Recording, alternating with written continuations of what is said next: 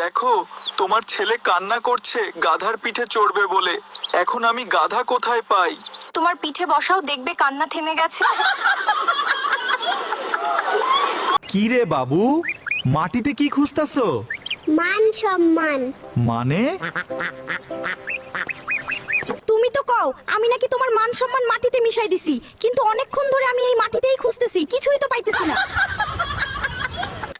অভাবের সংসারে দিন দিন অভাব বেড়েই চলছে। এদিকে মেয়েটাও বড় হচ্ছে, আমি তার জন্য কিছুই করতে পারলাম না।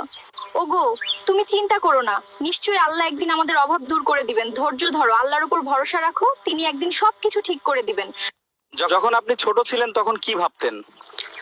ভাবতাম বড় হয়ে গরিবদের সাহায্য করব।